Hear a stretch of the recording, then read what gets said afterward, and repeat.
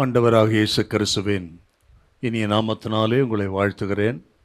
மறுபடி ஒரு விசை இந்த தொலைக்காட்சி நிகழ்ச்சி மூலம் உங்களை சந்திக்கவும் ஆண்டவரின் வார்த்தைகளை தியானம் பண்ணவும் கர்த்தர் கொடுத்த பெரிய கிருபைக்காக நான் ஆண்டவருக்கு மகிமை செலுத்துகிறேன். கர்த்தர் நல்லவர். ஹல்லேலூயா. இப்பொழுதும் கர்த்தர் நம்மோடு பேசும்படியாக தலையை தாழ்த்தி ஜெபம் பண்ணுவோம். பரிசுத்தமுள்ள நல்ல பிதாவே, உமக்கு நன்றி செலுத்துகிறோம். எங்கள் ஆண்டவர் இயேசு கிறிஸ்துவின் நாமத்தில் ஜெபிக்கிறோம். கர்த்தாவே, எங்களோடு பேசுவீராக. பரிசுத்த ஆவியானவரின் திரு கருத்தில் அர்ப்பணிக்கிறோம். எல்லா தடைகள் இயேசுவின் நாமத்தில் விலகும்படி ஜெபிக்கிறேன். உங்கள் நாமம் மகிமைப்படட்டும். இயேசு கிறிஸ்துவின் மூலம் நல்ல பிதாவே, ஆமென். Praise the Lord. ஹல்லேலூயா. இந்த நாளிலும் நம்முடைய தியானத்துக்கென்று எபிரேயருக்கு எழுதின நிருபம் 9ஆம் அதிகாரம் 22வது வசனத்தை வாசி கேட்போம். எபிரேயர் 9:22. நியாய பிரமாணத்தின்படி கொஞ்சம் குறைய எல்லாம் இரத்தத்தினாலே சுத்திகரிக்கப்படும். இரத்தம் சிந்துதலில் இல்லாமல் மன்னிப்பு உண்டாகாது. இரத்தம் சிந்துதல் இல்லாமல் பாவ மன்னிப்பு உண்டாயிராது அப்படின்னு இந்த பகுதியில் வாசிக்கிறோம். இந்த நாள் செய்தியின் தலைப்பு பாவ நிவர்த்தி. பாவ நிவர்த்தி. இதை நாம் தியானிப்பதற்கு ஆதியாம் புஸ்தகம் 4ஆம் அதிகாரத்தில் காயின் ஆபேல், ஆதாம் ஏவாளுடைய பிள்ளைகள், தாயின் வயிற்றிலிருந்து முதலாவது பிறந்த பிள்ளைகள் காயின் ஆபேல், அவர்கள் செலுத்தின காணிக்கை குறித்து, பலியை குறித்து நம்ம தியானிக்கலாம். அதன் மூலம் இந்த வசனத்துக்கான நல்ல அர்த்தத்தை அறிந்து கொள்ளலாம். பாவ நிவர்த்தியை குறித்து, பாவ விமோசனம் அல்லது பாவத்துக்கு பரிகாரத்தை குறித்து அந்த 4ஆம் அதிகாரத்தில் காயின் ஆபேல் மூலம், அவர் செலுத்தின பலியின் மூலம் நாம் அறிந்து கொள்ள கர்த்தர் நமக்கு உதவி செய்வாராக. ஆதியாகமம் 4ஆம் அதிகாரத்தை நாம் பிரித்து வைத்துக் கொள்வோம். அதிலிருந்து 1-5 வசனம், 4ஆம் அதிகாரம் 1 முதல் 5 வசனத்தை வாசிக்க கேட்போம். ஆதாம் தன் மனைவியாகிய ஏவாளை அறிந்தான். அவள் கர்ப்பவதியாகி காயினை பெற்று, கர்த்தரால் ஒரு மனுஷனை பெற்றேன் என்றாள். பின்பு அவனுடைய சகோதரனாகிய ஆபேலை பெற்றாள். ஆபேல் ஆடுகளை மேய்க்கிறவனானான். காயின் நிலத்தை பயிரிடுகிறவன் ஆனான். சில நாள் சென்ற பின்பு காயின் நிலத்தின் கனிகளை கர்த்தருக்கு காணிக்கையாக கொண்டு வந்தான். ஆபேலும் தன் மந்தையின் தலையீற்றுகளிலும் அவைகளில் கொழுமையானவைகளிலும் சிலவற்றை கொண்டு வந்தான்.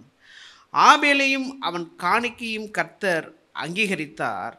காயினையும் அவன் காணிக்கையும் அவர் அங்கீகரிக்கவில்லை.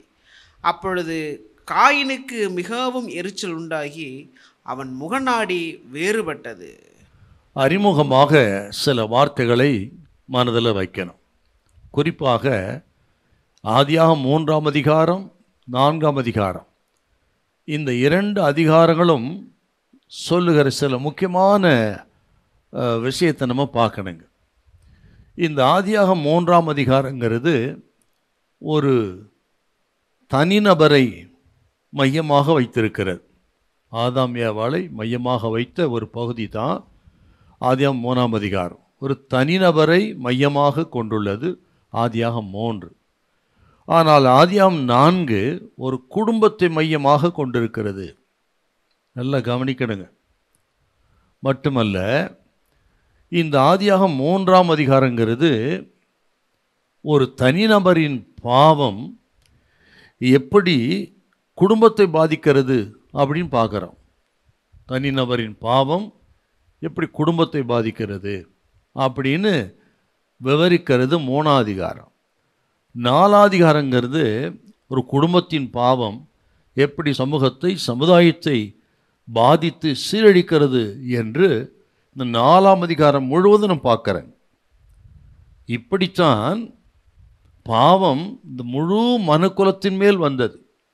ஒருவர் செய்த பாவம் குடும்பத்தை பாதித்து, குடும்பத்தின் மூலம் சமூகம் சீர்கேடு அடைந்து, சீர்கெட்டு போய் முழு மனுக்குலமும் பாதித்தது.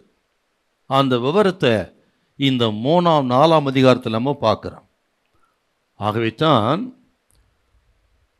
பவுல் ஒரு வார்த்தையை சொல்லுவார். ரோமர் 5ஆம் அதிகாரம் 12 வாசித்து பாருங்களேன். ரோமர் 5:12. இப்படியாக ஒரே மனுஷனாலே பாவமும் பாவத்தினாலே மரணமும் உலகத்திலே பிரவேசித்தது போலவும் எல்லா மனுஷரும் பாவம் செய்தபடியால் மரணம் எல்லாருக்கும் வந்தது போலவும் இதுவும் ஆயிற்று. ஒரே மனிதனால் முழு உலகத்துக்கும் பாவம் அது ஒரு தொற்று நோய் போல பரவிவிட்டது.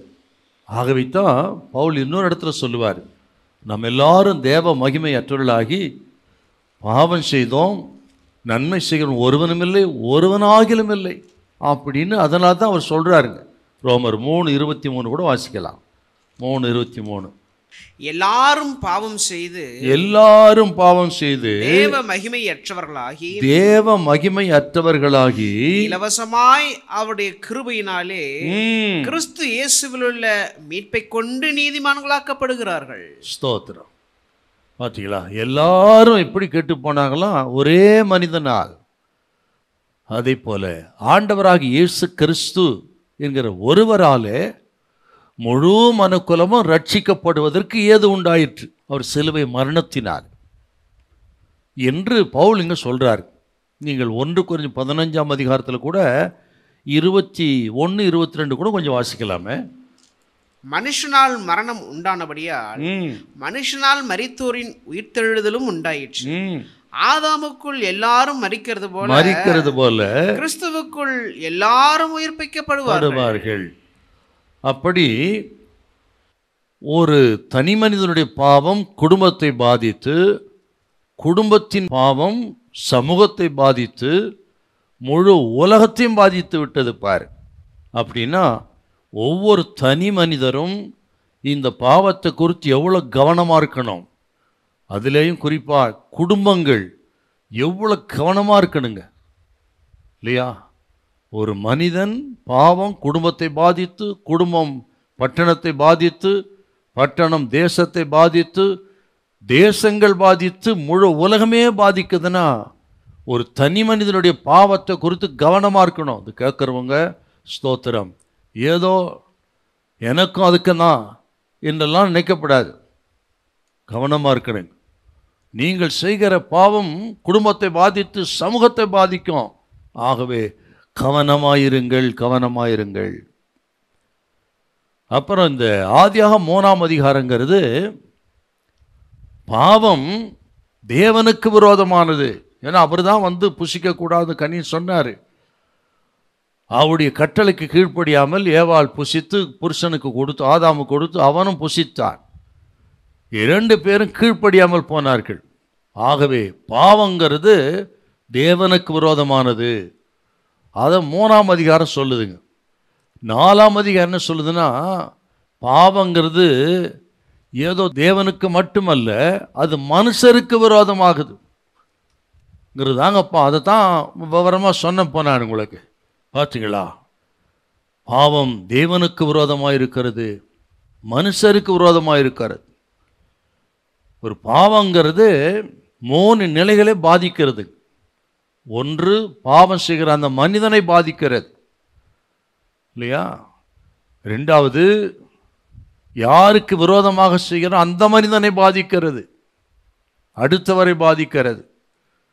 3வது, தேவனை பாதிக்கிறது, இல்லையா? அதுதான் சங்கீதம் 51 வாசிக்கிறோம். தேவரீர் ஒருவருக்கே விரோதமாக நான் பாவம் செய்தேன். இளையகுமாரன் திரும்பி வரும்பொழுது தகப்பனை பார்த்து சொன்ன வார்த்தை என்னங்க?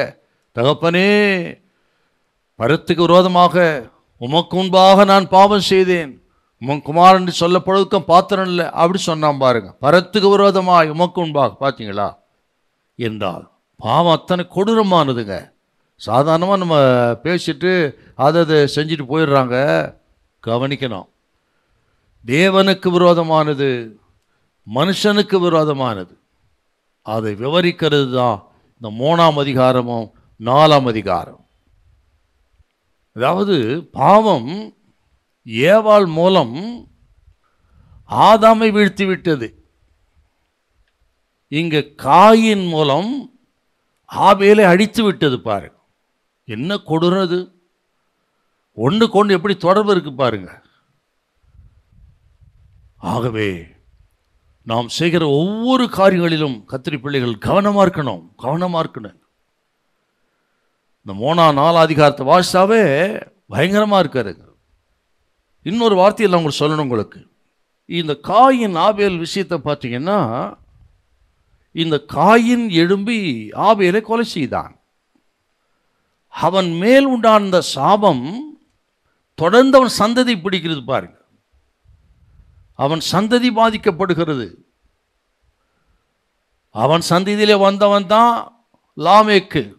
பலதார மனத்துக்கு அவன் தான் ஆரம்பங்க. பாவத்தின் கொடூரம் அதன் உச்சக்கட்டம் தான் ஆதியாகமம் 6ஆம் அதிகாரம். தேவகுமாரர் மனுஷகுமாரத்திகளோடு சம்பந்தம் கலந்தார்கள். வேதம் சொல்லுகிறது, தங்கள் வழிகளை கெடுத்து கொண்டார்கள். அவர்கள் சிந்தனை எப்பொழுதும் கெட்டதாக இருந்தது இல்லையா, சீர்கெட்டதாக இருந்தது. வழிகளை கெடுத்து கொண்டார்கள். அடேயப்பா, விளைவு முழு உலகத்தையும் ஆண்டவர் ஜலப்பிரளயத்தை அழித்தார். பாவம் அவர் சிருஷ்டித்த உலகத்தை, அவரே சிருஷ்டித்த சகல உலகத்தையும், நோவா குடும்பத்தை தவிர அத்தனை ஆடு மாடு மிருக ஜீவன்கள் மனுஷன் எல்லாவற்றையும் அழித்தது. பாவத்தின் கொடூரம் அது. அதை காட்டிலும் மனுஷனுடைய பாவத்தினுடைய அந்த பயங்கரமான ஒரு அழிவை நீங்கள் பார்க்கணுன்னா சிலுவைக்கே தான் வரணும். சிலுவையில் பாருங்கள், ஸ்தோத்திரம், முழு மனுக்குலத்தின் பாவம் தேவகுமாரனையே சிலுவையில் அறிந்து கொன்றது. தேவகுமாரனையே சிலுவையில் அறிந்து கொன்றது என்றால் அந்த பாவத்தின் தீவிரங்கிறது ரொம்ப கொடூரமாக இருதுங்க. ஆகத்தான் அறிமுகத்தில் சில விஷயங்களை உங்களுக்கு தெளிவாக சொல்லி, இதிலிருந்து மிக முக்கியமான காரியங்கள் சொல்லி ஒரு பாவ நிவர்த்தி உண்டாகணும். மனம் திரும்பி நம்மை பரிசுத்தப்படுத்தி கொண்டு இந்த சமூகத்துக்கு, நம்ம குடும்பத்துக்கு நம்ம ஆசீர்வாதமாக இருக்கணும். கேட்குற வாலிப பிள்ளைகளாகட்டும், தனி நபராகட்டும், குடும்பமாகட்டும், நீங்கள் உங்களை சீர்படுத்தி கொண்டு பாவ நிவர்த்தி பெற்று உங்கள் குடும்பத்துக்கு மட்டுமல்ல சமுதாயத்துக்கே நீங்கள் ஆசீர்வாதமாக இருக்கணும் என்பதை மனதில் வைத்து, ஸ்தோத்திரம், கொஞ்சம் உங்களை ஆராய்ந்து பார்க்கும்படியாகத்தான் இந்த வார்த்தையை கர்த்தர் பேசுகிறார். விசுவாசிப்போம். ஹல்லேலூயா, பிரைஸ் தி லார்ட். அப்படி இந்த பாவத்துடைய அழிவு, அதோடைய துவக்கம், ஆரம்பமான இடம் இந்த 3ஆம் அதிகாரம் 4ஆம் அதிகாரம். இதில் பார்த்தீங்கன்னா, இந்த அளவுக்கு ஒரு சமூகத்தை பாவம் பாதிக்கும்னு அப்போதைக்கு காயின் அறிந்திருக்கிறதுக்கு வாய்ப்பில்லை, அறிந்திருக்க மாட்டான். ஆனால் பாதித்து விட்டது. அது மட்டுமில்லை, ஏவாளை பாருங்கள். ஏவாளின் பாவம் இந்த அளவுக்கு பாதிக்கும் என்று காயின் எழும்பி ஆபேலை கொலை செய்த பிறகுதான் இந்த தீவிரமே அவளுக்கு தெரியுது. ஆகவே நாம் செய்கிற சிறிய காரியங்கள், பெரிய காரியங்கள் எல்லாவற்றிலும் கவனமாக இருக்கணுங்க. ஆகவே தான் இந்த நாளிலே பாவ நிவர்த்தி என்றால் என்ன, ஏன் அது நமக்கு வேணும் என்பதை அறிந்து கொள்வதற்கு இந்த அறிமுகம் நமக்கு ரொம்ப முக்கியம். கேளுங்கள், ஸ்தோத்திரம். 3 குறிப்பதில் சொல்லுவேன். ஸ்தோத்திரம் கேட்டு அவரவர் உங்கள் வழிகளை சீர்தூக்கி பார்த்து பரிசுத்தம் படுத்திக் கொள்ளுங்கள். பாவ நிவர்த்தியை பெற்றுக்கொள்ளுங்கள். பாவத்திலிருந்து விமோசனத்தை, பரிகாரத்தை பெற்றுக்கொள்ளுங்கள். இருக்கிற இடத்திலே அது செய்யலாம். அதை கவனிங்க. ஸ்தோத்திரம். ஆண்டவர் உங்களை ஆசீர்வதிப்பாராக. சரிங்க, இதில் இந்த 3 குறிப்பை சுருக்கமாக சொல்ல விரும்புகிறேன். இந்த பாவ நிவர்த்தி இப்போ அறிமுகத்தை நம்ம பார்த்தோம். 3-4 அதிகாரம் என்ன சொல்லுதுன்னு. இப்போ முதல் குறிப்பு, முதல் காணிக்கை அப்படின்னு தலைப்பு. முதல் காணிக்கை. இப்போ 4ஆம் அதிகாரத்தில் 2 முதல் 5 வசனம் வாசிக்க கேட்டோம். அதில் 4-5 மட்டும் வாசிக்க பார்க்கலாம். ஆபேலும் தன் மந்தையின் தலையீற்றுகளிலும் அவைகளில் கொழுமையானவைகளிலும் சிலவற்றை கொண்டு வந்தான். ஆபேலையும் அவன் காணிக்கையும் கர்த்தர் அங்கீகரித்தார். காயினையும் அவன் காணிக்கையும் அவர் அங்கீகரிக்கவில்லை. போதும். காயின், ஆபேல் இருவரின் காணிக்கைகளை குறித்து இங்க பார்க்கிறோம். காணிக்கை என்றால் பலி அப்படின்னு எடுத்துக்கிடணும்.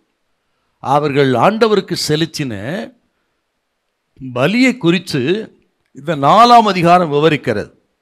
இன்னும் இந்த 4ஆம் அதிகாரத்தை ஒன்று உற்று பார்த்தீங்கன்னா, இந்த 2 நபர்கள் காயின், ஆபேல் இந்த இரண்டு நபர்களை வைத்து முழு உலகத்தில் மக்களை ரெண்டாக பிரித்து விடலாம். எப்படின்னு கேட்குறீங்களா? முழு உலகத்தில் இருக்கிற மக்களையும் இந்த ரெண்டு பேரை வைத்து ரெண்டாக பிரிச்சிடலாம்.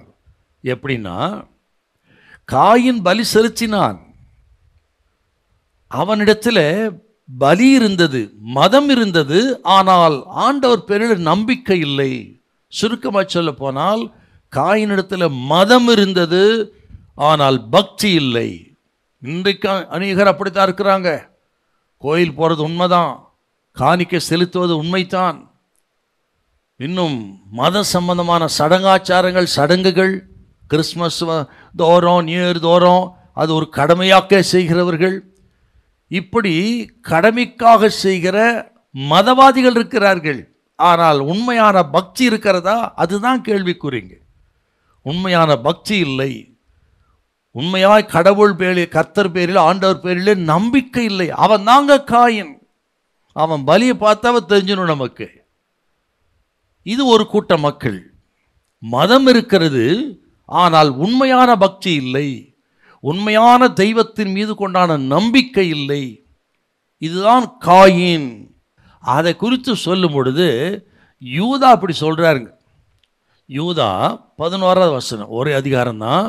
ஆகவே அந்த யூதா நிருபத்தில் 11 சொல்கிறார், இதுதான் காயினின் வழி. இன்றைக்கும் உலகத்தில் ஒரு பகுதி மக்கள் காயினை போல காயின் வழியில் நடக்கிற மக்கள் இருக்கு. அதுதான் யூதா சொல்ற காயினின் வழி. இவர்களுக்கு ஐயோ, இவர்களுக்கு ஐயோ, இவர்கள் காயினுடைய வழியில் நடந்து, காயினுடைய வழியிலே நடந்து பிலேயாம் கூலிக்காக செய்த வஞ்சகத்திலே விரைந்து ஓடி கோரா எதிர்த்து பேசின பாவத்திற்குள்ளாகி கெட்டு போனார்கள். பாத்தீங்களா? இதுதான் காயினின் வழி. ஒன்று. இன்னொரு குறிப்பிட்ட மக்கள், அவங்க யாருன்னா, அவர்கள் தான் ஆபேலை போன்றவர்கள். ஆபேல் என்ன செய்தான்? ஆபேல் காணிக்கை கொண்டு வந்தான். காணிக்கை இருந்தது அவனிடத்துல, மதம் இருந்தது அவனிடத்துல, மட்டுமல்ல பக்தி இருந்தது. சோத்திரம். கர்த்தர் பேரில் நம்பிக்கை இருந்தது. அதுதாங்க ஆபேல். மதம் இருந்தது, மதம் மட்டுமல்ல, ஆண்டவர்களின் நம்பிக்கையும் பக்தியும் இருந்ததுங்க அவனுக்கு. ஆகவே தான் ஆண்டவருக்கு பிரியமான பலி எது, உகந்த காணிக்கை எது, எதை நாம் செலுத்தினால் அவர் சுகந்த வாசனையாக ஏற்றுக்கொள்வார், எதிலே பிரியப்படுவார், நம் பாவங்களை மன்னித்து நம்மை பரிசுத்தப்படுத்துவார், நீதிமான் ஆக்குவார் என்று அறிந்து ஆண்டவர் வைத்த நம்பிக்கையினாலே அவன் மந்தையிலே இருந்து தலையிட்டு கொண்டு சிறப்பானது கொண்டு வந்து அதை அவன் வெட்டி ரத்தம் சிந்தி பலி செலுத்தினான். ஆகவே தான் அவன் பலியை தேவன் அங்கீகரித்தார். அவன் பலியை எப்படி செலுத்த வேண்டும், கர்த்தருக்கு எது பிரியமானது, என் வாழ்க்கை கர்த்தருக்கு பிரியமாக இருக்க வேண்டுமானால் நான் என்ன செய்ய வேண்டும் என்று அறிந்து அதற்கே பலி செலுத்தினான். ஆக அங்கீகரித்தார். அவன் ஆபேல், ஆவிக்குரியவன், பக்தி உள்ளவன். அது ஒரு கூட்டம். இன்றைக்கும் பாருங்க, இப்படிப்பட்ட நல்ல ஆவிக்குரிய கூட்டம் இருக்கிறது. அவர்களும் ஆலயத்துக்கு போகிறார்கள், ஆண்டவரை தொழுது கொள்கிறார்கள், காணிக்கை செலுத்துகிறார்கள், கூடவே பக்தி இருக்கிறது, ஆவிக்குரிய மக்களாக இருக்கிறார்கள், கர்த்தருக்கு பயந்து நடக்கிறாங்க. முழு நம்பிக்கை கர்த்தர் மேலே. அந்த கர்த்தர் மேல் வைத்த நம்பிக்கையின் பொருட்டு, ஆண்டவர் மேல் கொண்ட அன்பின் பொருட்டு ஆராதிக்கிற ஒரு கூட்ட மக்கள். அவர்கள் ஆபேலை போன்ற நீதிமான் சரி சந்ததியிலே வந்தவர்கள். கேட்குற கத்திரி பிள்ளைகளே, உங்கள் ஆராதனை எப்படி இருக்கிறது, உங்கள் பக்தி எப்படி இருக்கிறது என்பது கொஞ்சம் உரசி பார்க்கணுங்க. எதுக்கு நம்ம ஆலயத்துக்கு போகிறோம், ஆண்டவர் தொழுது கொள்கிறோம், ஸ்தோத்திரம். நம்ம வீடு எப்படி இருக்கிறது, ஆவிக்குரிய குடும்பமாக இருக்குதா, கர்த்தருக்கு பிரியமான வாழ்க்கை வாடுறோமா, கொஞ்சம் பார்க்கணும். நம்ம ஆபேலின் சந்ததியா காயினின் சந்ததியா, அப்படி முடிவுக்கு வரணுங்க. ஸ்தோத்திரம். ஆபேல் செலுத்தின அந்த முதல் காணிக்கை தேவன் அங்கீகரித்து அவனை நீதிமானாக மாற்றினார். இந்த காயினை குறித்து நீ பார்த்தீங்கன்னா, வேதம் சொல்றவங்களுக்கு இந்த காயின் பிசாசின் வழியை பின்பற்றினான். அவன் பிசாசுக்குரியவனாக இருந்தாங்க. ஒரே தாயின் வரிந்து பிறந்த 2 பிள்ளைகள் எப்படி இருக்காங்க பாருங்க. இவன் காயின் பிசாசுக்குரியவனாய் பிசாசின் வழியை பின்பற்றினான். 1 யோவான் 3ஆம் அதிகாரம் 10, 11, 12 வாசிக்க பார்க்கலாம். 1 யோவான் 3, 10, 11, 12. இதனாலே தேவனுடைய பிள்ளைகள் இன்னாரென்றும் பிசாசின் பிள்ளைகள் இன்னாரென்றும் வெளிப்படும். நீதியை செய்யாமலும் தன் சகோதரனில் அன்பு கூறாமலும் இருக்கிற எவனும் தேவனால் உண்டானவன் அல்ல. நாம் ஒருவரில் ஒருவர் அன்பு கூற வேண்டும் என்பதே நீங்கள் ஆதி முதல் கேள்விப்பட்ட விசேஷமாயிருக்கிறது. அப்போ பிசாசின் பிள்ளைகள் இன்னார் என்றும் கர்த்தருடைய பிள்ளை இன்னார் என்றும் இந்த காயின் ஆபேல் செலுத்தின பலியின் மூலமாக நம்ம அறிந்து கொள்கிறோம். இப்போ ஆபேலை குறித்து பார்த்தீங்கன்னா, இந்த காயின் பிசாசின் வழியை பின்பற்றி பிசாசின் பிள்ளையாக இருந்தான். ஆபேல் எப்படி இருந்தானா, நீங்கள் மத்திய சுவிசேஷம் 23:35 கொஞ்சம் வாசிங்களேன். மத்திய 23:35. நீதிமானாகிய ஆபேலின் ரத்தம் முதல் தேவாலயத்துக்கும் பலிபீடத்துக்கும் நடுவே நீங்கள் கொலை செய்த பரகியாவின் குமாரையாகிய சகரியாவின் ரத்தம் வரைக்கும் போதும். நீதிமானாகிய ஆபேல் என்று ஆண்டவர் இயேசுவே சொல்றாருங்க. ஸ்தோத்திரம். என்றால் இந்த ஆபேல் தேவனுக்குரியவன், தேவனுடைய பிள்ளையாயிருந்தான். காயனுக்கு நேர் எதிராக இருக்கிறான் பாருங்க. அவன் செலுத்தின காணிக்கை, அவனிடத்தில் இந்த பக்தி தாங்க காரணம். பாருங்க எவ்வளோ ஆச்சரியமா இந்த ரெண்டு பேரை குறித்து பார்த்தா. இன்னும் சொல்லுகிறேன் உங்களுக்கு, ஆண்டோடைய பிள்ளைகளுக்கு அடையாளம் என்னன்னா, இவர்கள் செலுத்தினதை காணிக்க பலி வைத்த நீங்கள் என்ன கண்டுபிடிச்சிடலாம். கர்த்தருடைய பிள்ளைகளுக்கு அடையாளம் என்ன, பிசாசின் பிள்ளைகளுக்கு அடையாளம் என்ன?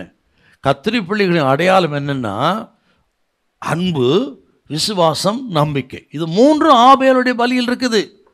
தேவன் பேரில் அன்பாயிருந்தான், அவர் மேல் நம்பிக்கையாயிருந்தான், அவரை விசுவாசித்தான். ஆகவே தான் சொன்னேன், ஸ்தோத்திரம், தேவனுடைய பிள்ளைகளுடைய அடையாளம் அன்பு, விசுவாசம், நம்பிக்கை. ஆனால் பிசாசின் பிள்ளைகளுக்கு அடையாளம் நேர்மாறானது. அவன் தாங்க காயின். அது என்னன்னு கேட்டீங்கன்னா வெறுப்பு, அப்புறம் அவிசுவாசம், விரக்தி, இதெல்லாம் சேர்ந்தவன் தான் காயின். ஆக பிசாசின் பிள்ளைகளுக்கு அடையாளம் விரக்தி, வெறுப்பு, அவிசுவாசம். இதுதாங்க ரெண்டு கூட்ட மக்களுடைய அடையாளமாக இருக்கிறது. என்றால் நாம் ஆண்டவரை எப்படி சேவிக்கிறோங்கிறது எவ்வளோ முக்கியம் நமக்கு கவனிக்கணுங்க. இந்த இரண்டு பேரை குறித்து இங்கே பார்த்தீங்கன்னா, காயின் ஆபேல் ரெண்டு பேருமே பிறப்பால் பாவிகள் தான். ஏனென்றால் ஆதாம் ஏவாள் பாவம் செய்த பிறகு பிறந்தவர்கள் இவர்கள். ஆகவே இவர்கள் பிறப்பால் பாவிகள் தான். பக்தன் தாவீது சொல்றார் 51 சங்கீதத்தில், என் தாய் என்னை பாவத்தில் கர்ப்பந்தரித்தால் நான் துர்க்குணத்தில் உருவானேன். பார்த்தீங்களா? அப்போ பிறப்பால் எல்லா மனிதர்களும் பாவிகள் தான். ஏனென்றால் ஆதாம் ஏவாள் முதல் மனிதர்கள். ஆதாம் ஏவாள் பாவம் செய்த பிறகு பிறந்த அந்த சந்ததி முழுவதும் பாவிகள் தான். அப்படித்தான் இந்த ரெண்டு பேரும் பாவியில் இருந்தார்கள். நீங்க 51 சங்கீதம் 5 கொஞ்சம் வாசி. இதோ நான் துர்குணத்தில் உருவானேன், என் தாய் என்னை பாவத்தில் கர்ப்பம் தரித்தாள். அப்படி நான் சொல்லுங்க, வேதம் சொல்லுது, பக்தன் தாவீது சொல்றாருங்க. அப்படியானால் இப்படி தாயின் வயிற்று பிறக்கும் பொழுதே ஒரு மனிதன் பாவியா பிறக்கிறான்னா அவனுக்கு இன்னொரு பிறப்பு தேவைன்னு அர்த்தம். அவன் மறுபடியும் பிறக்க வேண்டும். அவனுக்கு மன்னிப்பு தேவை, அவனுக்கு ரட்சிப்பு தேவை. பாவி என்கிற ஸ்தானத்தில் அவன் நீதிமானாய் மாற வேண்டும் என்று ஆவிக்குரிய பிறப்பாகிய மறுபடியும் பிறக்கக்கூடிய பிறப்பு தேவை என்பது இதிலிருந்து நமக்கு தெரியுது. அதுதான் ஆண்டவர் இயேசு யோவான் 3ஆம் அதிகாரத்தில் இந்த ஆவிக்குரிய பிறப்பை குறித்து திட்டமாக நிக்கதோமுக்கு போதிக்கிறாருங்க. ஒருவன் ஜலத்தினால் ஆவினால் பிறவாவிட்டால் தேவனுடைய ராஜ்யத்தில் பிரவேசிக்க மாட்டான் என்று ஆவினால் பிறக்கக்கூடிய அந்த மறுபடியும் பிறக்கக்கூடிய பிறப்பு தன் பாவத்துக்காக மனம் வருந்தி மனம் திரும்பி, ஆண்டவரே நான் ஒரு பாவியா இருக்கிறேன், இயேசுவே என்னை பாவி என்கிற ஸ்தானத்திலிருந்து நீதிமானாய் மாற்றும். அதை மாற்றக்கூடிய வல்லவர் நீர்த்தான். அதற்காகத்தான் இந்த உலகத்துக்கு வந்து உமது இரத்தத்தை சிந்தி, உமது இரத்தத்தினால்தான் எனக்கு பாவ மன்னிப்பு கிடைக்கிறது.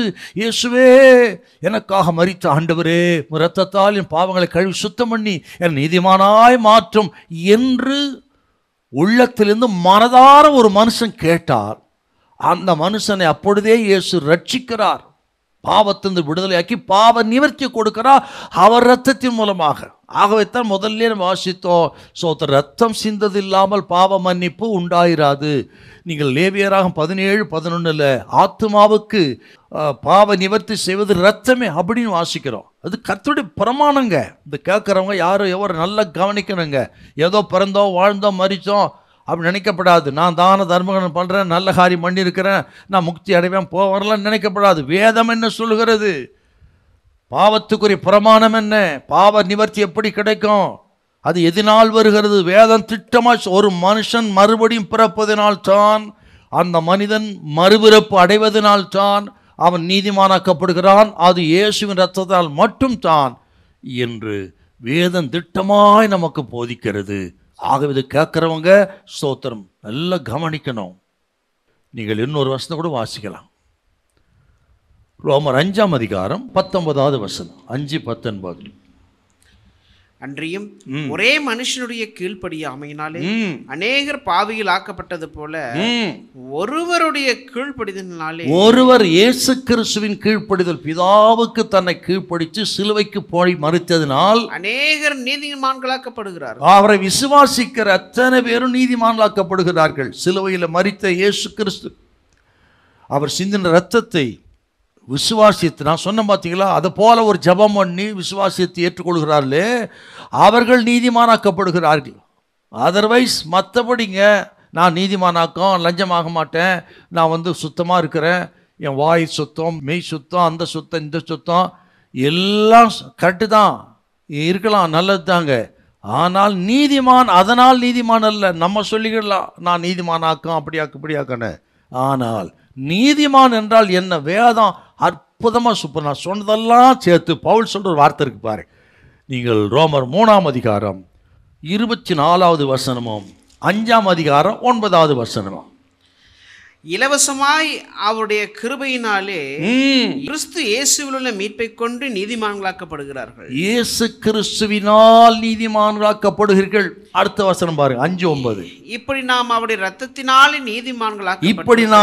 இரத்தத்தினாலே நீதிமான்களாக்கப்பட்டிருக்க கோபாக்கினிக்கு நீங்களாக அவராலே நாம் ரட்சிக்கப்படுவது அதிக நிச்சயமாமே. அவர் இரத்தத்தால் நாம் நீதிமானாக்கப்படும். இயேசுவின் இரத்தத்தினால் பாவம் கழுவப்பட்டு சோத்திரம் மறுபடியும் பிறந்து பிதா குமாரன் பரிசுத்தாவின் நாம ஞானஸ்தானம் பெற்ற மறுபடியும் பிறந்த அவர்களே நீதிமான்கள். இயேசுவின் இரத்தமே ஒரு மனிதனை பாவி என்கிற பாதாளத்திலிருந்து நீதிமான்கிற ஒரு உன்னத ஸ்தானத்துக்கு கொண்டு வருதுங்க. அப்படித்தான் ஒரு மனுஷன் பாவ நிவர்த்தி அடைய முடியும். அதுக்கு அடையாளம் இந்த ஆபேலின் காணிக்கை வாழ்க்கை. ஸ்தோத்திரம். ஆகவே இது கேட்குறவங்க வேதம் ரொம்ப அழகாக சொல்லுது. பழைய மனுஷன் புதிய மனுஷன், பழைய பிறப்பு புதிய பிறப்பு, பழைய சிருஷ்டி புதிய சிருஷ்டி. நீங்கள் என்ன பிறகு வாசித்து பாருங்கள். எபேசியர் 4:24, கொலோசியர் 3:9-10 இந்த 2 பகுதி வாசித்து பாருங்கள். ஸ்தோத்திரம். நாம் பழைய மனுஷனாக இருந்து புதிய மனுஷன் ஆகணும் என்று வேதம் திட்டமாய் போதிக்கிறது. அவர்கள் ஆபேலின் சந்ததியாக இருக்கிறார்கள், ஆவிக்குரிய சந்ததியாக இருக்கிறார்கள். ஆண்டவர் இயேசு இரத்தத்தினால் கழுவப்பட்டு உங்கள் பாவங்களார கழுவப்பட்டு நீதிமானாகி ஸ்தோத்திரம் அந்த பெரும் பாக்கியத்தை பெற்றுக்கொள்ள கர்த்தர் நம்மை அழைக்கிறார். ஹல்லேலூயா, ஸ்தோத்திரம். இப்போது இந்த காயின் ஆபேலுடைய காணிக்கை பார்த்தோம். இன்னும் சுருக்க ஒரு வார்த்தையோடு சொல்கிறேன். இந்த காயின் ஆபேலை 2ஆக பிரிக்கிறது எது பாருங்க. அவள் வித்தியாசப்படுத்தி காட்டுறது எதுன்னா அவர் செலுத்தின பலியை பொறுத்து தான். காயின் எப்படிப்பட்டவன், ஆபேல் எப்படிப்பட்டவன். பிறப்பால் ஒன்று தான், ஒரே குடும்பம்தான், ஒரே பெற்றோரின் பிள்ளைகள் தான். ஆனால் 2 பேரையும் வேறுபடுத்தி காட்டுவது, ஒரு பக்தி உள்ளவன் பக்தி இல்லாதவே, ஒருத்தன் பிசாசின் பிள்ளை இன்னொரு கத்தடி பிள்ளை என்றெல்லாம் வேறுபடுத்தி காட்டுவர் செலுத்தின பலியை பொறுத்து தான். அதை போல் இந்த நாட்களிலே ஸ்தோத்திரம் நாம் கத்தடி பிள்ளைகளா இல்லையா உலகத்து பிள்ளைகளா என்பது வேறுபடுத்தி காட்டுவதே ரட்சிப்பு தான். இயேசு கிறிஸ்து அருளும் ரட்சிப்பின் மூலமாகத்தான் நாம் யார் என்று விளங்குகிறது. இதை கேட்குற கத்திரி பிள்ளைகள் ஸ்தோத்திரம் ரட்சிப்பின் அனுபவம் இருக்கான்னு பார்த்துக்கிடணும். ஸ்தோத்திரம். ஒருவேளை இழந்திருந்தா, அதாவது பின்வாங்கியிருந்தா நீங்கள் திரும்ப பெற்றுக்கொள்ள வேண்டும். மறுபடியும் நீங்கள் எழும்பி பிரகாசிக்க தேவன் உங்களை அழைக்கிறார். கர்த்தர் ரத்தத்தினால கழுவி சுத்தம் பண்ணி நல்ல பாவ நிவர்த்தியை உண்டு பண்ணுவாராக. ஹல்லேலூயா, பிரைஸ் தி லார்ட். இப்போ முதல் காணிக்கைன்னு பார்த்தோம். ஆபேல் செலுத்தின அந்த முதல் காணிக்கை தேவன் அங்கீகரித்தார். ரெண்டாவது முதல் சுவிசேஷம். முதல் சுவிசேஷம் 3ஆம் அதிகாரம் 21. 3ஆம் அதிகாரம் 21. தேவனாகிய கர்த்தர் ஆதாமுக்கும் அவன் மனைவிக்கும் தோல் உடைகளை உண்டாக்கி அவர்களுக்கு உடுத்தினார். முதல் சுவிசேஷங்கிறத இங்க பார்க்கலாம். நம்ம உலகத்திலேயே முதல் சுவிசேஷம் எப்படின்னா, ஆதாம் ஏவாள் பாவம் செய்தார்கள். ஆண்டவர் ஆதாமை அழைத்து விசாரிக்கிறார். ஒத்துக்கிட்டான் ஆண்டவர். பிறகு ஆதாமுக்கு ஏவாளுக்கு பிசாசுக்கெல்லாம் ஆண்டவர் சாபத்தை போட்டார். அதன் பிறகு பார்த்தீங்கன்னா அப்படியே அனுப்பலைங்க. எவ்வளோ இரக்கமுள்ள தெய்வம்! ஒரு மனிதனுடைய பாவத்தை கண்டு அவனை உணர்த்தி அதோடு போன அனுப்புறதில்ல பாருங்க. அந்த பாவத்திலிருந்து விமோசனத்தை கொடுப்பதற்கு, பாவத்துக்கான பரிகாரத்தை கொடுப்பதற்கு என்ன செய்ய வேண்டும் என்று அவரே அதை செய்து முடித்தார். அதுதாங்க இரக்கத்தில் ஐஸ்வர்யமுள்ள தெய்வம். மனுஷன் சில பாவத்தை கண்டு அவன் சரியில்லை, அதை பண்ணிட்டான், இதை பண்ணிட்டான் என்று அவன் பாவத்தை தான் சொல்றான். பாவத்தை கண்டித்து உணர்த்துவதற்கு 1000 கதைகள் இருக்கிறது, இதிகாசங்கள் இருக்கிறது. ஆனால் அதிலிருந்து மீட்பை பெறுவதற்கு, உண்மையான ஒரு மீட்பை பெறுவதற்கு என்ன வழி, அதை சொல்லக்கூடிய ஒரே ஒரு ஜீவ புஸ்தகம் நமது அப்பனுடைய பரிசுத்த வேதாகமம். ஹல்லேலூயா. அதை தாம இங்க நம்ம பார்க்கிறோம். இவர்கள் பாவம் செய்த பொழுது ஆண்டவர் இவளை விசாரித்து அதெல்லாம் சொன்ன பிறகு 2 மிருகங்களை அடித்து இரத்தம் சிந்தி இந்த 2 பேருக்காக பாவ நிவர்த்தியை செய்தார். ஏன்னா அது ஆண்டவரின் பிரமாணம். அதை தான் முதல்ல வாசம். நம்ம எபிரேயர் 9:22 மறுபடியும் வாசிப்போம். 9:22. நியாய பிரமாணத்தின்படி கொஞ்சம் குறைய எல்லாம் இரத்தத்தினாலே சுத்திகரிக்கப்படும். எல்லாம் இரத்தத்தினால் சுத்திகரிக்கப்படும். ரத்தம் சிந்துதல் இல்லாமல் மன்னிப்பு உண்டாகாது. ரத்தம் சிந்துதல் இல்லாமல் மன்னிப்பு உண்டாகாது. இன்னொரு வசனத்தை வாசிக்கிறோம். லேவியராகமம் 17:11. 17:11. மாம்சத்தின் உயிர் இரத்தத்தில் இருக்கிறது. நான் அதை உங்களுக்கு பலிபீடத்தின் மேல் உங்கள் ஆத்துமாக்களுக்காக பாவத்தை நிவர்த்தி செய்யும்படிக்கு கட்டளையிட்டு, ஆத்துமாவிற்காக பாவ நிவர்த்தி செய்கிறது இரத்தமே. பாத்தீங்களா? ஆத்துமாவுக்காக பாவ நிவர்த்தி செய்வது இரத்தமே. ஸ்தோத்திரம். இது ஆண்டவரின் பிரமாணங்க. பாவத்தை குறித்த, பாவத்துக்கான பிராயச்சித்தம் சொல்றோம் இல்லையா, அதுக்கான பிரமாணம் இது. இரத்தம் சிந்துதல் இல்லாமல் பாவ மன்னிப்பு இல்லை. ஆத்துமாவுக்காக பாவ நிவர்த்தி செய்வது இரத்தம். அதாவது பிளட் சாக்ரிஃபைஸ், இரத்த பலி. அதை ஆண்டவர் ஏதேன் தோட்டத்தில் செஞ்சாருங்க. 2 மிருகத்தை அடித்து இரத்தத்தை செஞ்சு 2 பேர் பாவத்தை மன்னித்து அந்த மிருகங்களின் தோள்களினால் உடைகளை உண்டு பண்ணி, ஆதாம் ஏவாள் நிர்வாணிகளாக இருந்தார்கள், அவர்களுக்கு தோல் உடைகளை உடுத்தி அவர்களை அனுப்பினார்னா, ஆண்டவருடைய இரக்கத்தை நம்ம பார்க்குறோம். எவ்வளோ அற்புதமான தெய்வம் பாருங்க. பாவம் செய்தாலும் கூட அவர்களை அப்படியே அனுப்பாமல் அவர் பாவ நிவர்த்தி செய்து நிர்வாணத்தை மூடி அனுப்பினார். இதுலேருந்து நிறைய சத்தியத்தை தெரிஞ்சுக்கிறோம். என்ன சொல்றாரு ஆண்டவரே சொல்றார், அவர்களை நிர்வாணிகள் அப்படின்னு ஆண்டவரே சொல்றாருங்க. எதுக்கு இப்படி சொன்னார்னா, நீங்க 3:11 வாசிங்க. 3:11. அப்பொழுது அவர், நீ நிர்வாணி என்று உனக்கு அறிவித்தவன் யார்? நீ நிர்வாணி என்று உனக்கு அறிவித்தவன் யார்? புசிக்க வேண்டாம் என்று நான் உனக்கு விலக்கின விருட்சத்தின் கனியை புசித்தாயோ அப்படின்னு அவர்களை நிர்வாணிகள், நீங்க நிர்வாணமா இருக்கிறீங்க அப்படின்னு ஆண்டவர் சொல்றாரு. ஏன் சொன்னார்னா, அந்த நிர்வாணம் மூடப்பட வேண்டும். அதுக்கு தான் அது சொல்றாருங்க. அர்த்தம் என்ன? நமக்கு என்ன சொல்றாரு? நமது பாவங்கள் மூடப்பட வேண்டும் அப்படின்னு ஆண்டவர் போதனை அங்கே போதிக்கிறார். நல்லா என் கூடவே கவனிக்கணும். இந்த நாட்களிலே ஒரு காளையின் இரத்தமோ ஆட்டுக்கடான் இரத்தத்தினால் அல்ல, வேதம் போதிக்கிறது இயேசு கிறிஸ்துவின் இரத்தத்தினால் தான் ஒரு மனுஷனுடைய பாவங்கள் கழுவப்படுகிறது இல்லையா? இப்போ நிர்வாணிகள் அப்படி சொன்னதுக்கு காரணம் அந்த பாவம் மூடப்பட வேண்டும், பாவம் நிவர்த்தி ஆகணுங்கிறதுக்கு அடையாளம். ஆகவே இந்த நாட்களிலே இயேசு கிறிஸ்துவின் இரத்தத்தினால் தான் நமது பாவங்கள் கழுவப்பட்டு ஆண்டவர் நம்மை ஸ்தோத்திரம் ரட்சிப்பின் வஸ்திரத்தை உடுத்தி நம்ம நீதிமானாய் வைக்கிறார். தான் ரட்சிப்பின் வஸ்திரம். ஆதாம் ஏவாளுக்கு அந்த மிருகத்தின் தோல் தான் வஸ்திரம், நமக்கு ஆவிக்குரிய பிரகாரமாய் ஸ்தோத்திரம் ஆவிக்குரிய வஸ்திரம், நீதியின் வஸ்திரம், ரட்சிப்பின் வஸ்திரம் இயேசுவின் இரத்தத்தினால் உண்டாகிறது. தான் ஏசாயா 61:10 அப்படி பார்க்குறோம். 1:7 பிரதானமான வசனம். இயேசு கிறிஸ்துவின் ரத்தம் சகல பாவத்தை கழுவி சுத்திகரிக்கிறது. பார்த்தீங்களா?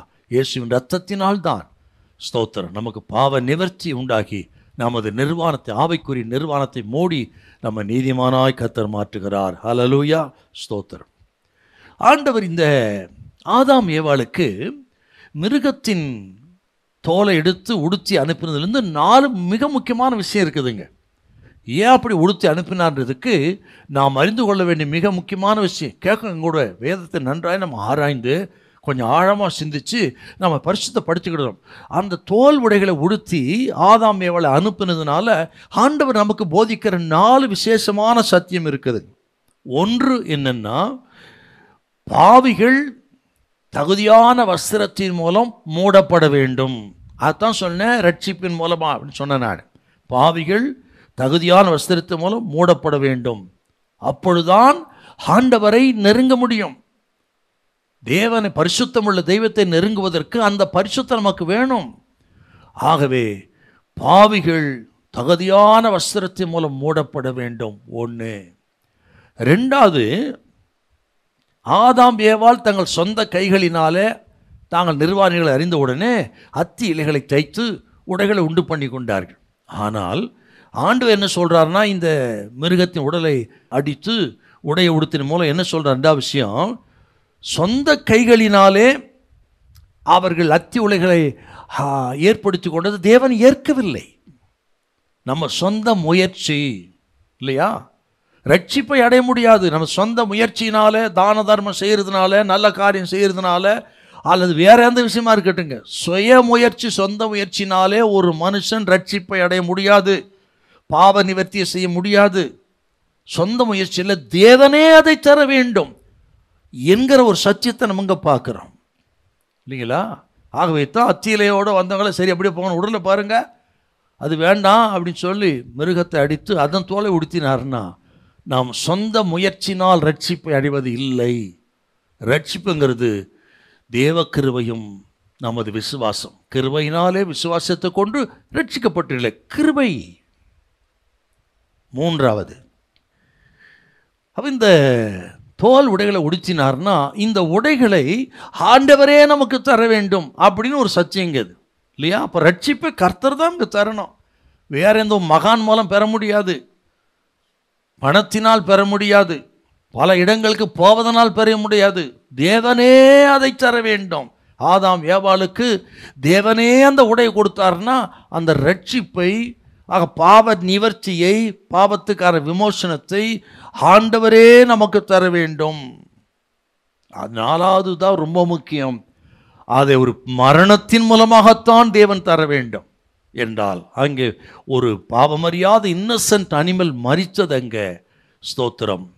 நமது நாட்களிலே ஸ்தோத்திரம், பாவம் அறியாதவர், பாவம் செய்யாதவர், பாவம் இல்லாதவராகிய பரிசுத்த தெய்வம் நமது ஆண்டவர் இயேசுவின் இரத்தத்தினாலே தான், அவர் மரணத்தினால் தான் நமக்கு பாவ விமோசனம் கிடைக்கிறது. அது ஒன்று தான் வழி. இதாங்க 4வது கர்த்தர் சொல்கிறார். என்ன முக்கியமான 4 விஷயம் பார்த்தீங்களா? பாவ விமோசனம், பாவத்துக்கான பரிகாரம், பாவத்துக்கான நிவர்த்தி என்றால் அது ஒரு மரணத்தினால் உண்டாக வேண்டும். அது இயேசு கிறிஸ்துவின் சிலுவை மரணத்தினால் உண்டாகிறது. இதை கேட்குற அருமையான கத்திரி பிள்ளைகளே ஸ்தோத்திரம். இந்த அனுபவம் நமக்கு இருக்கா நம்ம பார்க்கணும். இது நமக்கு தேவை.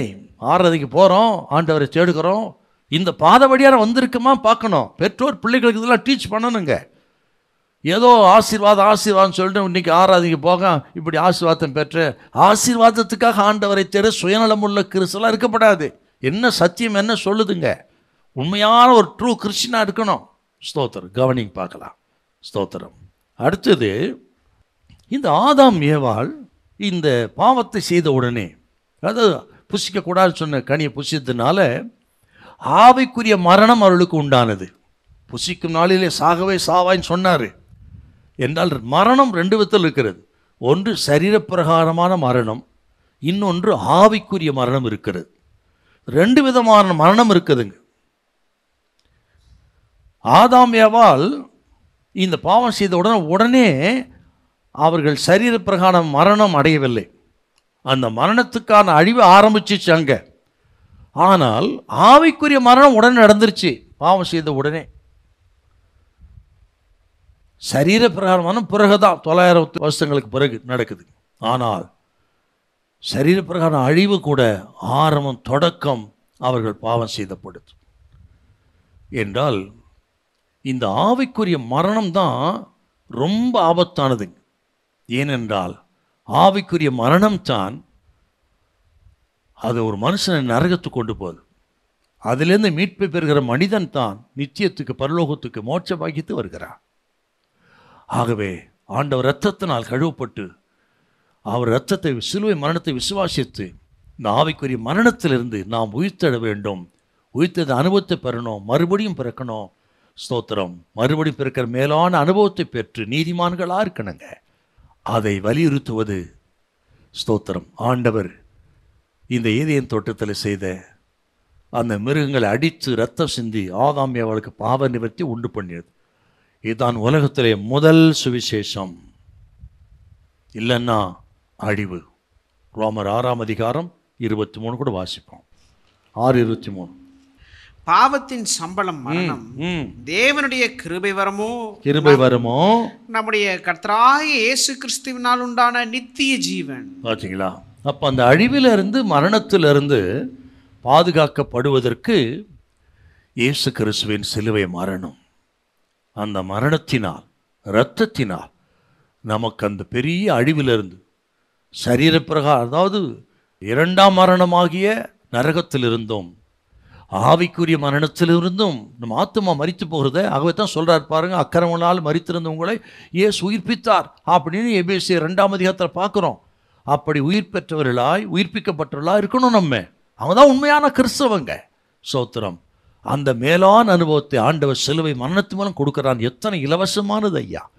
ஆதாம் ஏவாளும் என்ன செலுத்தினாங்க, அவர்களுக்கு அது இலவசமானது. இன்றைக்கு நமக்கும் இந்த மேலான ஒரு அனுபவம், நீதிமானாக்கப்படுகிற அனுபவங்கிறது, பாவ நிவர்த்திங்கிறது இலவசமானது. பணம் கொடுக்க வேண்டிய அவசியம் இல்லை. இப்போ கேட்குறவங்க இருக்கிற இடத்திலேயே ஸ்தோத்திரம், இயேசுவே இரத்தத்தால் கழுவி என்னை சுத்தம் பண்ணும் என்று யாரோ எவரோ எந்த மதமோ ஜாதியோ பொருட்டு இல்லைங்க. இருக்கிற இடத்துலையே நீங்கள் இருதயத்திலே ஆண்டவர் இரத்தத்தால் கழுவி என்னை சுத்தம் பண்ணி என் குடும்பம் என்னுடைய பாவங்கள் எல்லாவற்றையும் மன்னித்து நிவர்த்தி உண்டு பண்ணுன்னு சொல்லி கேட்டா, இருக்கிற இடத்திலேயே உங்கள் பாவங்களை மன்னித்து உங்களை பரிசுத்தப்படுத்த இயேசு வல்லவராயிருக்கிறார். ஹல்லேலூயா! இயேசு கிறிஸ்துவின் ரத்தம் சகல பாவத்தை நம்ம கழுவி சுத்திகரிக்கிறது. நமக்கு பாவம் இல்லை என்போமானால் நம்மை நாமே வஞ்சிக்கலாக இருப்போம். பார்த்தீங்களா? நான் சுத்தமாக இருக்கிறேன், நான் என்னையா அப்படியாக்கும் இப்படியாக்கும், எனக்கெல்லாம் நான் ஒன்றும் பாவி கிடையாது என்று ஏமாற்றி விடாதீங்க. நிறைய பேர் இன்றைக்கி பாவின்னு சொன்னாவே ஏற்றுக்கிறது இல்லை, கோபப்படுறாங்க. வேதத்தை தான் உங்களுக்கு போதிக்கிறேன், வேதத்தை போதிக்கிறேன். ஆகவே கோபப்படாதிருங்கள். ஸ்தோத்திரம். ஆகவே கவனிங்க, அவர் இரத்தத்தினால் மட்டும்தான் ஒரு மனிதனுக்கு பாவ நிவர்த்தி உண்டாகிறது, நீதிமானாக்கப்படுகிறான். பெரும் அழிவிலிருந்து கர்த்தர் அவனை பாதுகாக்கிறார். ஹல்லேலூயா! இப்போ இன்னொரு வசனம் வாசிப்போம். ரோமர் 5:18 கொஞ்சம் வாசிக்கலாமா? 5:18. ஆகையால் ஒரே மீறுதலினாலே எல்லா மனுஷருக்கும் ஆக்கினைக்கு ஏதுவான தீர்ப்பு உண்டானது போல, ஒரே நீதியினாலே எல்லா மனுஷருக்கும் ஜீவனை அளிக்கும் நீதிக்கு ஏதுவான தீர்ப்பு உண்டாயிற்று. அது ஒரு ரெஃபரன்ஸாக வச்சுக்கிடுங்க. இப்படித்தான் ஆண்டவர் ஆபேலின் காணிக்கை அங்கீகரித்தார். ஆபேல் இதை அறிந்து இந்த சத்தியத்தை நான் நினைக்கிறேன், ஆதாம் அவரிடத்து கேட்டிருப்பான், பெற்றோரிடத்து கேட்டிருப்பான். உங்களுக்கு ஆண்டவர் இப்படி செஞ்சாரே, இப்போ நான் நீதிமானாக்கப்படுவதற்கு என்ன செய்யணும்? அல்லது நீங்கள் பாவம் செய்த பொழுது உங்களை அப்படி அனுப்பிட்டாரா?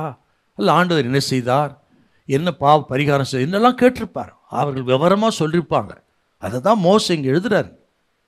இந்த 2 மிருகங்களை குறித்து அடித்து ரத்தம் சிந்தி உடைகளை உடுத்தி அனுப்பின விவரத்தை கேட்டு தான் ஆபேல் அதை போலவே ஒரு காணிக்கை செலுத்தி, பலியை செலுத்தி, தன் பாவத்துக்கான நிவர்த்தியை பெற்று நீதிமானாக்கப்பட்டான். அவன்தான் ஆபேல்.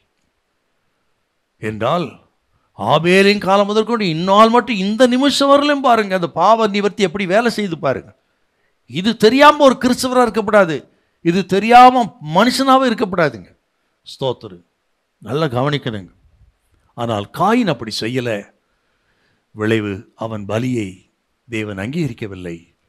அவன் சந்ததி முழுவதும் காயினின் சந்ததி, காயினின் வழி என்று சொல்லி, ஸ்தோத்திரம், அழிவுக்குரிய சந்ததியாகவே போயிடுச்சு பாருங்க. காரணம், அவன் காணிக்கையே தவறான காணிக்கை. காணிக்க தவறுனா அவன் இருதயம் சரி கிடையாதுங்க, அவன் போக்கு சரியில்லை, அவன் ஆட்டிடியூட் சரி கிடையாது. ஆக காணிக்கையும் சரியில்லை. இந்த கேட்குற அருமையான கத்திரி பிள்ளைகளே, இருதயத்தை சுத்தம் பண்ணுங்க. எல்லா காவலோடும் நீங்கள் இருதயத்தை காத்துக்கொள்ளுங்கள், சுத்தம் பண்ணி பரிசுத்தப்படுத்திக்கிடுங்க. உங்களையே ஜீவபலியாக ஒப்பு கொடுங்க, அதுவே புத்தி உள்ள ஆராதனை பவுல் எழுதுகிறார் ரோமர் 12:1. அப்படி உங்களை அர்ப்பணித்து பரிசுத்தப்படுத்தி இந்த சத்தியத்தின்படி உங்களை சுத்திகரித்துக் கொள்ளுங்கள். கர்த்தர் உங்களை ஆசீர்வதிப்பா, பாவ நிவர்த்தி உண்டாகும். பின்தொடர்ந்த எல்லா பிரச்சனைகள், சாபங்கள், எல்லா விதமான சோதனைகள், நெருக்கங்களுக்கு முடிவை கர்த்தர் உண்டு பண்ணுவார். விசுவாசின் போராட்டங்களுக்கு முடிவு உண்டு பண்ணுவார். ஆண்டவர் உங்களை ஆசீர்வதிப்பார். கர்த்தருக்கே மகிமை உண்டாவதாக. ஹல்லேலூயா. ஓகே, இப்போ 3வது, முதல்ல பார்த்தோம் முதல் காணிக்கை, 2வது முதல் சுவிசேஷம், 3வது அங்கீகரிக்கப்பட்ட முதல் பலி. இது கூட இன்னும் கொஞ்சம் பார்க்கலாம். அங்கீகரிக்கப்பட்ட முதல் பலி. இப்போ 4ஆம் அதிகாரத்தில் 3வது வாசிப்போம். சில நாள் சென்ற பின்பு காயின் நிலத்தின் கனிகளை கர்த்தருக்கு காணிக்கையாக கொண்டு வந்தான். இப்போ இந்த 2 பேரும் இந்த பலியை, இந்த காணிக்கை எங்கே செலுத்தியிருப்பாங்க அப்படின்னு ஒரு தாட் நமக்கு வேணும். அவர்கள் பலி செலுத்தினார்கள்னா எங்கே ஒரு இடத்துல செலுத்திட்டு போகிறாங்க அப்படின்னு நினைக்க முடியாது நம்ம. இவர்கள் தங்கள் பலியை செலுத்தின விசேஷமான ஒரு இடம் கண்டிப்பாக இருந்திருக்கும். ஏனென்றால் இவ்வளவு பலி செலுத்த வேண்டும், காணிக்கை செலுத்த வேண்டும் என்று அவர்கள் நல்ல நோக்கத்தோடு வந்தவர்கள் எந்த இடத்துல செலுத்தியிருப்பார்கள் அப்படின்னா இப்படி இருக்கலாம். அந்த ஏதேன் தோட்டத்து வாசலிலே அவர்கள் அந்த பலி செலுத்தியிருப்பார்கள். ஏன்னு கேட்டிங்கன்னா, அந்த ஏதேன் தோட்டத்து வாசலில் தான் அங்கே கேருபீன்கள் சுடரொளி பட்டயத்தோடு ஆண்டவர் காவல் வச்சார்னு பார்க்குறோம். எங்கே? இப்போ நீங்கள் 3ஆம் அதிகாரம் 24 வாசிங்க. 3:24. அவர் மனுஷனை துரத்திவிட்டு ஜீவ விருட்சத்துக்கு போகும் வழியை காவல் செய்ய ஏதேன் தோட்டத்துக்கு கிழக்கே கேருபீன்களையும் வீசிக்கொண்டிருக்கிற சுடரொளியும் பட்டயத்தையும் வைத்தார். பார்த்தீங்களா? அப்போ ஏதேன் தோட்டத்து வாசலிலிருந்து அந்த கேருபீன்களுக்கு முன்பாக அவர்கள் பலி செலுத்தியிருக்கலாம். ஏனென்றால் பலி செலுத்துகிற இடம் கண்டிப்பாக கண்ட இடத்தெல்லாம் உங்கள் தகன பலி செலுத்தாதிருப்பீர்களாக அப்படி பின்னாட்களில் மோசே சொல்கிறார். நீங்கள் உபாகம புஸ்தகத்தில் 12:13 கூட வாசிக்க பார்க்கலாம். 12:13 கண்ட இடத்திலெல்லாம் உங்கள் தகன பலி செலுத்தாதீங்க அப்படின்னா பலி செலுத்துவதற்கு ஒரு தெரிந்து கொள்ளப்பட்ட இடம் வேணும். கண்ட இடமெல்லாம் நீ உன் சர்வாங்க தகன பலிகளை இடாதபடிக்கு எச்சரிக்கையா. இப்போ பலி செலுத்துவதற்கு விசேஷமான ஒரு இடம் இருக்கணும்.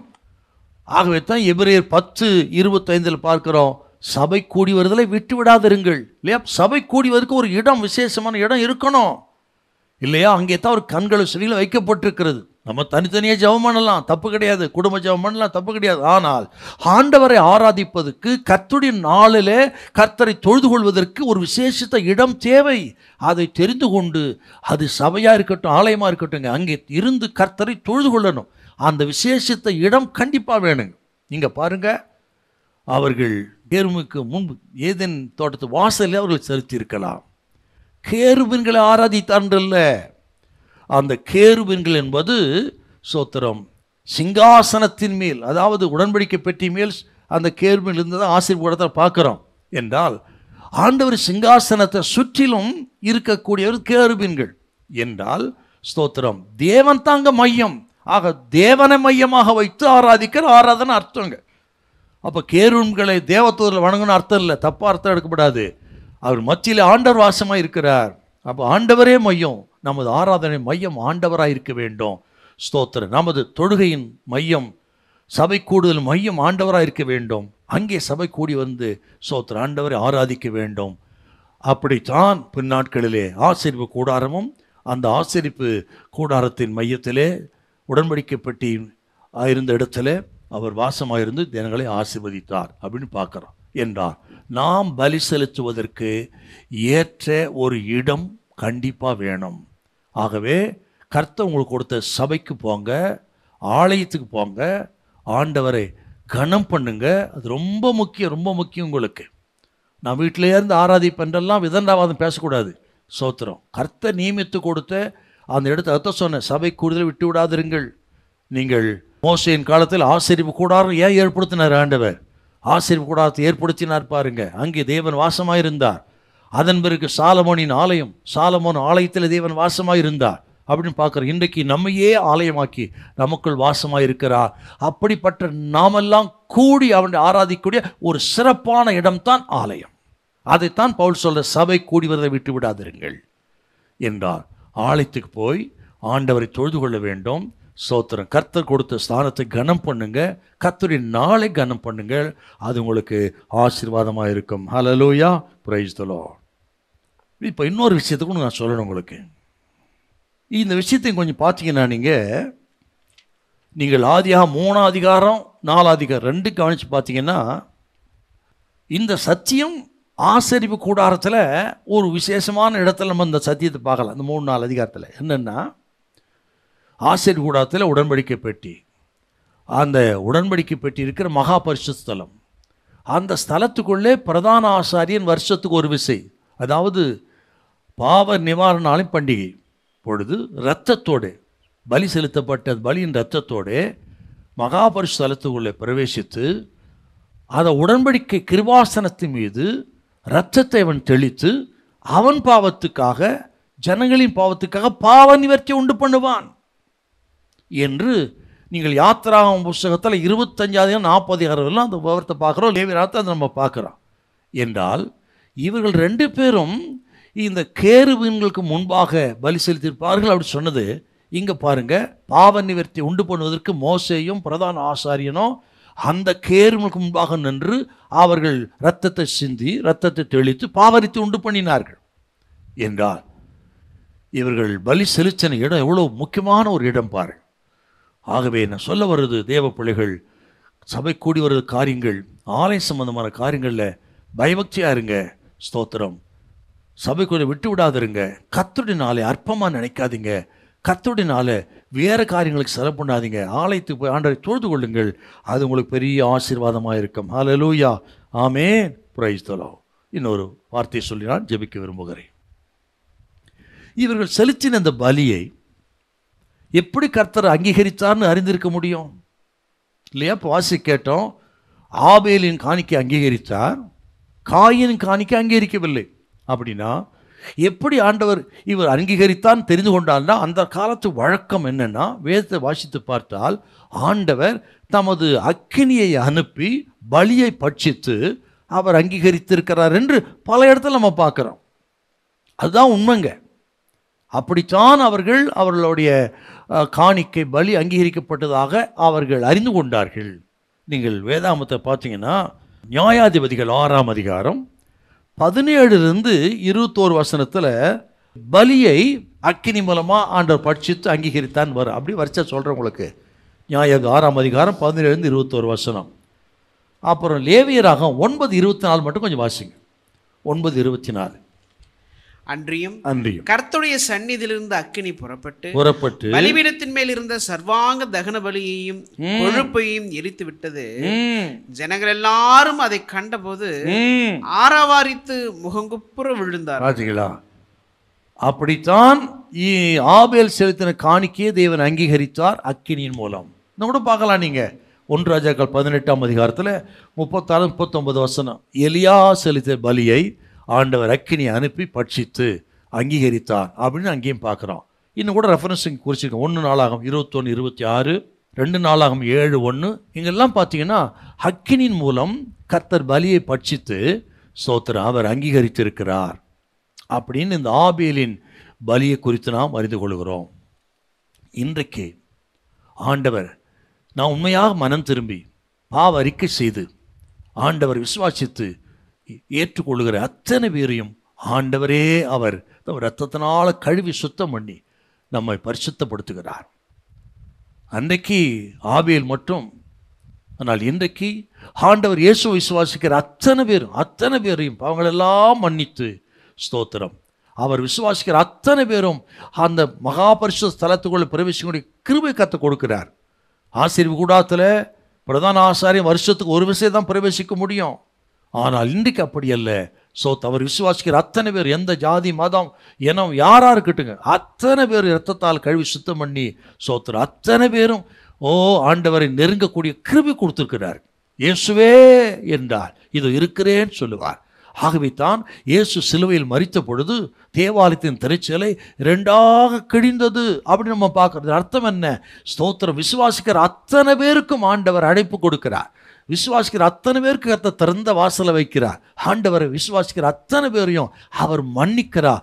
மன்னிப்பின் வாசலை திறக்கிறார்னு அர்த்தங்க. ஆகவே தான் திரைச்சலை 2ஆக கிழிந்ததுன்னா அதன் அர்த்தம் தான். நீங்கள் மத்திய 27ஆம் அதிகாரம் 50-51 வாசித்து ஒரு ஜெபம் பண்ணலாம். 27:50-51. இயேசு மறுபடியும் மகா சத்தமாய் கூப்பிட்டு ஆவியை விட்டார். அப்பொழுது தேவாலயத்தின் திரைச்சீலை மேல் தொடங்கி கீழ் வரைக்கும் 2ஆக கிழிந்தது என்றால் எபிரேயர் 10ஆம் அதிகாரம் 19-22 ரெஃபரன்ஸ் வச்சுக்கிடுங்க. 10ஆம் அதிகாரம் 19-22 என்றால் அவர் விசுவாசிக்கிற அத்தனை பேருக்கும் ஆண்டவர் பாவ மன்னிப்பை அருளுகிறார், பாவ நிவர்த்தியை கொடுக்கிறார், ரட்சிப்பின் அனுபவத்தை கொடுக்கிறார். அவருக்கு பட்சபாதம் இல்லை, வேற்றுமையின் யாதொரு நிழலும் அவரிடத்தில் இல்லை. யாரும் வரலாம். ஸ்தோத்திரம் இன்றைக்கும் ஸ்தோத்திரம் இன்றைக்கும் மனம் திரும்புவதற்கான வாசல் திறக்கப்பட்டிருக்கிறது. கவனிக்கணும், இன்றைக்கு அந்த வாசலை தேவன் திறந்து வைத்திருக்கிறார் இல்லையா? யோனாவின் புஸ்தகம் முடியாமல் முடிவடைகிறது என்று சொன்னால் என்ன அர்த்தம்? யோனாவுக்கு மனம் திரும்புவதற்கு வாசலை திறந்து வைத்திருந்தான்னு அர்த்தம். இளையகுமார மூத்தகுமாருடைய அந்த உமையை பாருங்க. மூத்தகுமார் விஷயத்தில் அவன் வீட்டிலிருந்து வெளியே நிற்கிறான், தகப்பன் அழைக்கிறார், வீட்டிலிருந்து வெளியே நிற்கிறான்னு என்ன அர்த்தம்? அங்கே தகப்பன் வீடு திறந்திருக்கிறது. மூத்த குமாரனுக்கு அவன் ஆண்டவர் இன்னும் வாசலை திறந்து வைத்திருக்கிறார் அப்படின்னு அர்த்தம். மூத்த குமாரனை போல சோத்திரம் கோபத்திலும் கசப்பிலும் சகோதரன் மேலே வெறுப்பிலும் தகப்பனுக்கு கீழ்ப்படியாமல் இருக்க இப்படிப்பட்ட சுபாவத்தில் இருக்க மனம் திரும்புவதற்கு சோத்திரம் வாசலை தேவன் திறந்து வைத்திருக்கிறார். யோனாவுக்கு இருந்த இருதய கடினம் ஸ்தோத்திரம் சுயம் அப்படிப்பட்ட மனிதர்கள் ஆண்டவருக்குள்ளே வருவதற்கு ஆண்டவர் வாசலை திறந்து வைத்திருக்கார் அப்படின்னு அர்த்தங்க. இன்றைக்கு ஆண்டவர் இயேசு மத்தேயு சுவிசேஷம் 11:28 சொல்லுது, வருத்தப்பட்டு பார சுமக்கிறவர்களே நீங்கள் எல்லாரும் இடத்தில் வாருங்கள், நான் உங்களுக்கு இளைப்பாறு தருவேன்னு சொல்லி கரத்தை விரித்தவராய் கர்த்தர் இன்றைக்கும் காத்திருக்கிறார். ஏசாயா 65:2 வாசித்து பாருங்க. நாள் முழுவதும் நலமில்லாத வழி நடக்கிற மக்களுக்காக என் கரங்களை திறந்து வைத்தேன் சொன்னார் பாருங்க.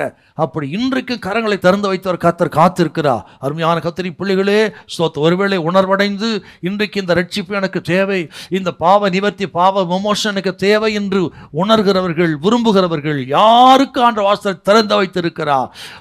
ஹல்லேலூயா ஹல்லேலூயா ஹல்லேலூயா. இன்னிடத்தில் வருகிற யாரையும் புறம்பே தள்ளுவதே இல்லை என்று சொன்ன ஆண்டவர் ஸ்தோத்திரம் அனைவரின் அனைவருக்கு அந்த மறுமறிப்பு அனுபவத்தை மனம் திரும்புதலை பாவ நிவர்த்தி கொடுக்க கர்த்தர் வல்லவராயிருக்கிறார். உலகத்திலேயே மிக சிறந்த ஐஸ்வர்யம் என்றால் பாவ நிவர்த்தி தான். பாவத்தின் விமோசனம் பரிகாரம் பெறுவது தான். அதுதான் மனிதனின் முதல் தேவையும் கடைசி தேவையும். அதுதான் மனுஷனை நித்திய ஜீவனுக்கு கொண்டு போவதும் மரணத்திலிருந்து நரகத்தை விடுவிப்பதும் 2ஆம் மரணமாகிய நரகத்தை விடுவிப்பதும் பாவ மன்னிப்பில் தான் இருக்கிறது. இந்த கேட்ட கர்த்தருடைய பிள்ளைகளே, ஆகவே வாருங்கள், இன்றைக்கு இருக்கிற இடத்துலையே ஆண்டவர் இரத்தத்தால் கழுவி சுத்தம் பண்ணி பரிசுத்தம் பண்ணி பாவ நிவர்த்தி பெறுங்கள். ஆண்டு உங்களை ஆசீர்வதிப்பார். ஆபேலின் சந்ததியாயிருப்போம். ஆபேலின் ஆசீர்வாதம் நமக்கு உண்டாகும். ஹல்லேலூயா, பிரைஸ் தி லார்ட்.